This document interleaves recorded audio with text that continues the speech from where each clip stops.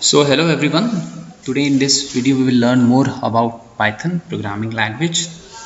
So in the last video we have already discussed about what is IDLE mode, what is interactive mode, what is the print functions. This we have already discussed in the last video.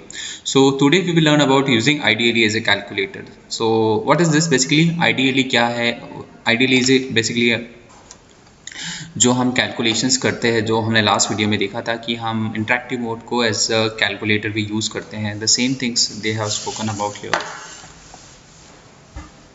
So to evaluate an arithmetic expression, it is not necessary to use the print function. If we type an arithmetic expression at the Python prompt and press enter key, the interpreter automatically evaluates it and shows the result.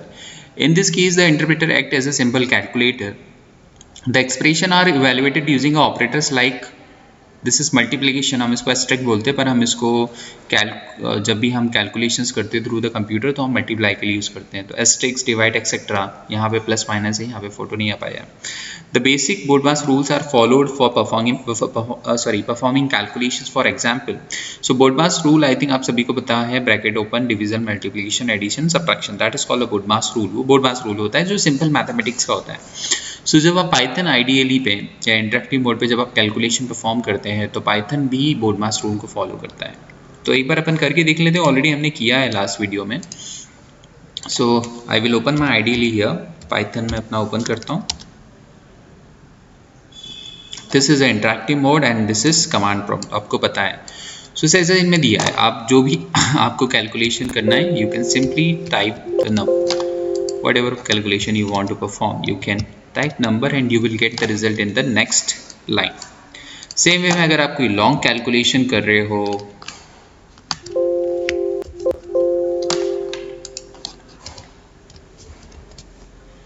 if you are doing something long calculation, so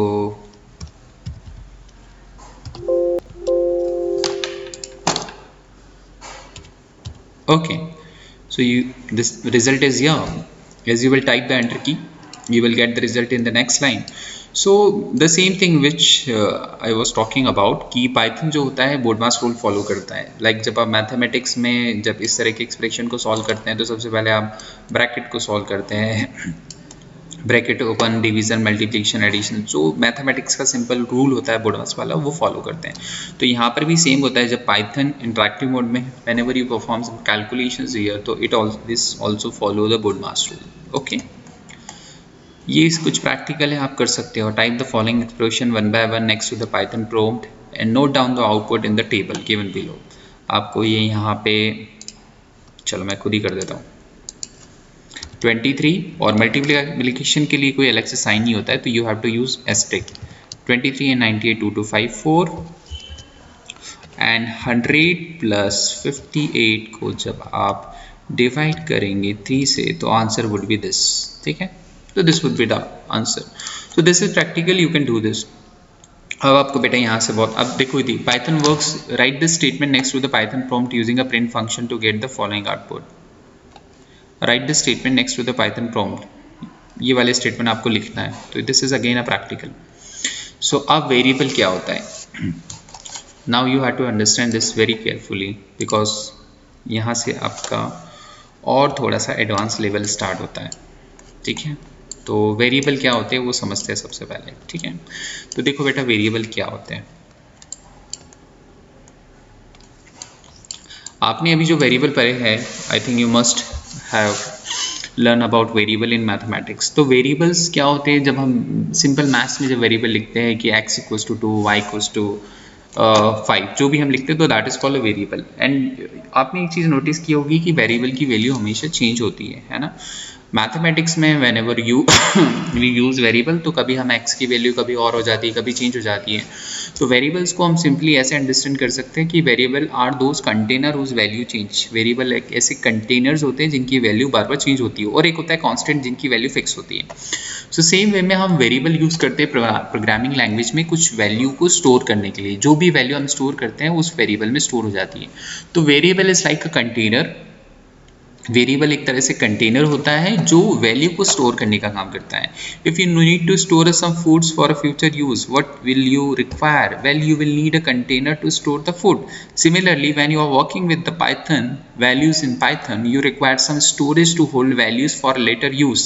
Such storage location are known as variable. जब आप किसी numbers को किसी variable में store करते हैं तो वो मैथ्स में तो अपन कॉपी में लिख लेते हैं, पर कंप्यूटर में जब आप किसी नंबर्स को किसी वेरिएबल में स्टोर करते हैं तो वो उस किसी कंप्यूटर की मेमोरी में जाके वो नंबर स्टोर होता है उस वेरिएबल में. So a variable can store only one data value at a time. Whenever a new value is stored in a value, its previous value gets overwritten. जब भी आप कोई न्यू वैल्यू स्टोर करते हैं तो प्रीवियस वैल्यू क्या हो जाती है, ओवर इरेज हो जाती है और नई वैल्यू असाइन हो जाती है. तो values are assigned to a variable using assignment operator. अब देखो ये this is again a new things. आप इसको कंप्यूटर्स जब आप मैथ्स करते हो तो आप इसको बोलते हो equals to, but in the programming language equals to को हम बोलते हैं assignment operator. Why we call this is assignment operator? क्योंकि ये वैल्यू को वेरिएबल में असाइन करने का काम करता है. So values are assign to a variable using a assignment operator. For example the statement x equals to 25. तो देखो यहाँ पे मैंने लिखा है x is a variable name and this 25. तो 25 जो वैल्यू है x वेरिएबल में असाइन हो रही है using this assignment operator. Assigns the value 25 to the variable x. अब देखो मैं क्या करते हैं, विल डू दिस डायरेक्टली. हम इसका प्रैक्टिकल करते हैं. हम इसको आइडियली ओपन करते हैं. Again I will open ideally Python. मैंने ओपन किया तो देखो मैं सबसे पहले क्या लिख रहा हूँ आप सुनना. मैंने लिखा है यहाँ पे x में मैंने वैल्यू दी 12 और फिर मैंने लिखा y में मैंने वैल्यू दे दी 8 या y में मैंने value they the what ever want value. Suppose I am giving 28. ठीक है, तो x में वैल्यू दी मैंने 12, y में वैल्यू दी मैंने 28. Now I am creating one more variable here और उस वेरिएबल का मैं नाम लिख रहा हूँ सम. एंड सम में मैं असाइन कर रहा हूँ. क्या असाइन कर रहा हूँ? This is a assignment operator, not equals to. आप इसको इक्वल्स टू बोल सकते हो बट प्रोग्रामिंग लैंग्वेज में this is called assignment operator. ये असाइनमेंट ऑपरेटर क्यों होता है? क्योंकि ये वैल्यूज को असाइन करता है वेरिएबल्स में. जो यहाँ पे आप जो भी लिखते हो राइट साइड में उसको लेफ्ट साइड में असाइन करता है. तो मैं यहाँ पे लिख रहा हूँ x प्लस वाई. तो व्हाट विल हैपन हियर बेटा, ध्यान से सुनना. x इज अ वेरिएबल जिसमें आपने स्टोर किया है 12 using assignment operator and y is again a variable जिसमें आपने स्टोर किया है 28 यूजिंग असाइनमेंट ऑपरेटर. तो इससे क्या होता है और थोड़ा सा अपन डीप में देखते हैं. ठीक है, तो इससे क्या होता है बेटा, ध्यान से सुनना कि x नाम का एक वेरिएबल बनता है मेमोरी के अंदर. कंप्यूटर मेमोरी में एक x नाम का वेरिएबल बनता है और एक y नाम का वेरिएबल बनता है. तो इसमें अभी आपने वैल्यू दे दी है, x में वैल्यू दे दी है 12 और y में वैल्यू आपने दे दी है 28. ठीक है, अब क्या हुआ है, आपने बोला है कि हमें एक और सम नाम का वेरिएबल बनाना है और उस सम नाम के वेरिएबल में आप चाहते हो कि दोनों की वैल्यू स्टोर हो 12 प्लस 28. तो 12 प्लस 28 कितना हो जाएगा, 8 into 10 मीन्स 14. सो अब सम में क्या स्टोर हो जाएगा, सम में स्टोर हो जाएगा 12 प्लस 28. एक्स और वाई की वैल्यू स्टोर हो जाएगी. अब आप क्या चाह रहे हो, अब मैं नेक्स्ट लाइन में स्टेटमेंट लिख रहा हूँ प्रिंट. हमने प्रिंट फंक्शन यूज़ किया था. प्रिंट फंक्शन प्रिंट करने का काम करता है वेरिएबल्स की वैल्यू को या और कुछ आप प्रिंट कराना चाहते हो. तो मैं यहाँ पे लिख रहा हूँ प्रिंट सम. तो यहाँ पे क्या प्रिंट होगा, because some is a variable तो यहाँ पे सम की वैल्यू प्रिंट होगी. तो जैसे ही मैं एंटर करूँगा you will get the result 40. You will get the result 40. So like this you can use variable to store values. ठीक है, तो सेम चीज यहाँ पे दी हुई है. लाइक यहाँ पे एक वेरिएबल लिया है b a equals to 10. That means इन्होंने क्या किया है कि a नाम के वेरिएबल में 10 असाइन किया है. b equals to 20. That means उन्होंने b नाम के वेरिएबल में 20 असाइन किया है. c equals to a plus b. So all this thing they have done here. तो इस तरीके से एक और एग्जाम्पल कर लेते हैं. लाइक मैंने a नाम का वेरिएबल बनाया है. आप कोई भी ऑपरेशन परफॉर्म कर सकते हो. मैंने a नाम का वेरिएबल बनाया जिसमें मैंने स्टोर किया 12. Then I created one more variable b जिसमें मैंने स्टोर किया 5. अब मैं कर रहा हूँ pro नाम का वेरिएबल बना रहा हूँ. उसमें मैं स्टोर कर रहा हूँ a इंटू बी का मल्टीप्लीकेशन, कि a इंटू बी में जो भी वैल्यू है, a की वैल्यू क्या है 12 और b की वैल्यू क्या है 5. तो 12 5 होता है 60. 12 और 5 को मल्टीप्लाई करके मुझे कहाँ में स्टोर करना है, प्रो में. तो मैंने यहाँ पे लिखा print pro. This is called a variable. तो देखो a की वैल्यू क्या थी 12, b की वैल्यू क्या थी 5. 12 इंटू 5 16, मतलब प्रो में आ गया 60. So this is called variable, इसको हम बोलते हैं variable. So variable are used to, variable are assigned to variables, sorry, values are assigned to variables using assignment operator. For example, तो ये हम लोग डिस्कस कर चुके हैं.